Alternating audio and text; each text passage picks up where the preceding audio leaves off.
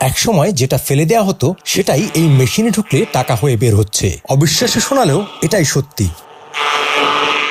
আর এই অবিশ্বাস্য যাত্রার নেপথ্যে আছেন মাত্র ৫ম শ্রেণী পাশ এক যুবক, নাম তার হাফিজ।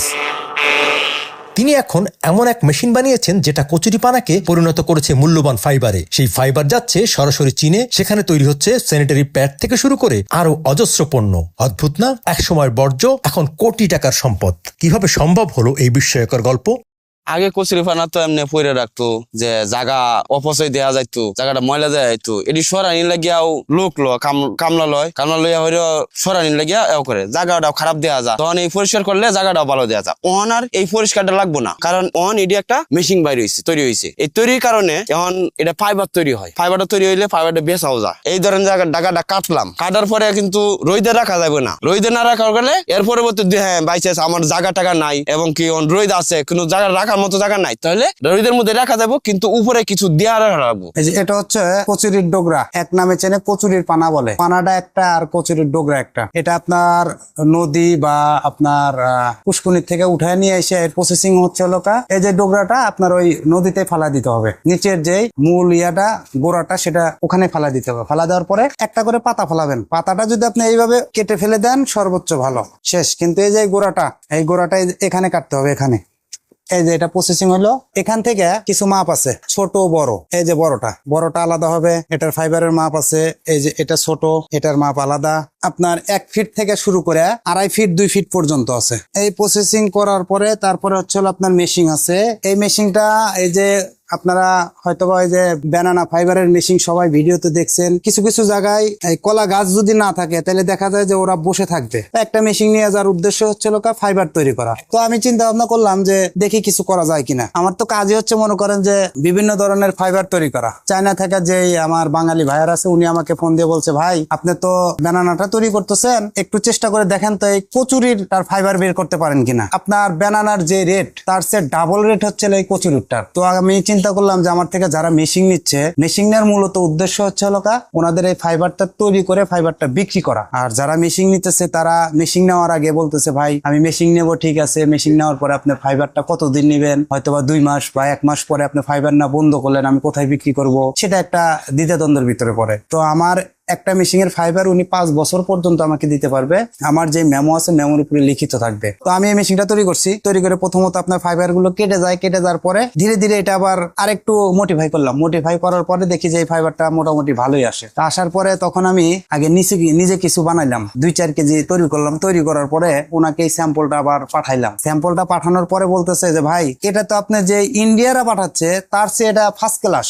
যখন এই ফাইবার দেখে উনি আমাকে বললো যে ফার্স্ট ক্লাস, এই ব্যানানা ফাইবারের চেয়ে এটার টেকসই বেশি আর এটার ফিনিশিং ওরছে ভালো। আপনার ওই আনারসের ফাইবারের চেয়ে এটা আরো মানে পর্যাপ্ত পরিমাণ। আমি মেশিন বিক্রি করছি আপনার 10-15টার উপরে গেছে, আবার অর্ডারও আছে 20-30টার। তো হুট করে একদিন আমি বললাম যে যাই একটু দেখি যে ও কি করতেছে। নাটোরে উনি হচ্ছে একটা ইমাম সাহেব, ওনার ওখানে গেলাম। যাওয়ার পরে মানে আমি ওনাকে না বলেই আগেতে গেছি। যাওয়ার পরে দেখি যে ওনার ভাই এটা বাগান থেকে উঠে নিয়ে এসে আমি যে প্রসেসিং দেখাতে তার চেয়ে নিত্য নতুন ভাবে ওনার যেটা ভালো লাগে ওই প্রসেসিং উনি মাল করতেছে। ওনারে ডাক দিয়ে বললাম যে, ভাই এই যে আপনি কাজগুলো করতেছেন, এই যে বাগানের ভিতরে যে আপনি সারাদিন বয়ে রয়েছেন, একটা দিন বাগানে গেল, বাগানে যদি সময় দেন বেশি তাহলে আপনি উৎপাদন করবেন কখন। দেশের বিভিন্ন জেলায় আছে, আপনার ময়মনসিংহ আছে, আপনার হচ্ছে নরসিংদীতে আছে, পিরোজপুরে আছে, সৈয়দপুরে আছে, তারপর হচ্ছে খুলনাতে আছে, চট্টগ্রাম আছে। ফাইবারটা নেওয়ার সিস্টেম হচ্ছে উনি আমার কাছে মেশিন নিয়ে যাওয়ার পরে ফাইবার উৎপাদন করে একদম আমার যে প্রসেসিং আছে প্রসেসিং অনুযায়ী উনি আমাকে মাল পাঠায় দেবে। 50% টাকা উনি আগেই পেমেন্ট পাবে। ধরেন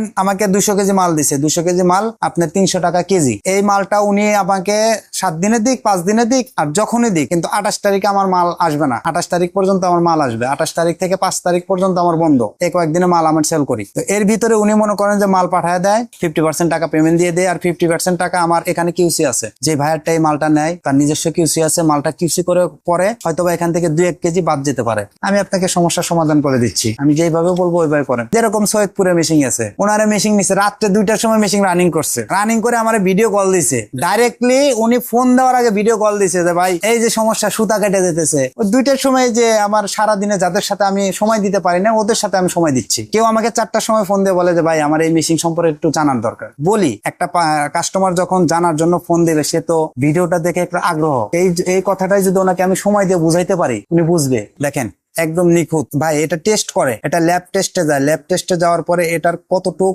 শক্তি আছে সেটা ওখান থেকে বের হয়ে আসে। 25% শক্ত হলো চাইনিজ এটা নেয়। আমার কি গ্রামের লোকজন বা শহরের লোকজন, আমি যেখানে থাকি এখানের লোকজন বলে যে লোক খালি সারাদিন চাইনিজ নিয়ে মাথায় চাইনা নিয়ে ঘোরে। তো এটা আবার নতুন করে দেখি কি করা যায়। চাইনাতে এটা আপনার বেল করে মানে সুতা তৈরি করে এটা কিছু কিছু প্রোডাক্ট পাঠানো যায়। আমাকে পরশুদিন রাত্রে আমেরিকা থেকে ফোন দিয়ে বলতেছে ভাই আপনার মালের ইঞ্চিটা মাপ দেন, আপনি মাপ দিয়ে আমাকে ইমিডিয়েটলি পাঠায় দেন। আর 1 কেজিতে কতটুক আসতেছে এটা আমাকে বলেন, কন্টিনে কতটুক লাগে এটা আমি আপনাকে বলে আমার 1 কন্টিন মাল লাগবে। আমি চাইনিজের সাথে মিটিং করি, যেরকম ভাবে চাইনিজের সাথে আমি কথা বলতেছি, চাইনা আমার সাথে কথা বলতেছে। আমি তো মূর্খ, আমি তো ওর ভাষা বুঝি না, কিন্তু আমার সাথে যেগুলো লোক থাকে ওরা ওই ভাষাগুলো বুঝে আমাকে রিপ্লে করে। আরে আমি তো এত কিছু বুঝি না, ভিডিওতে দেখছি আর কি।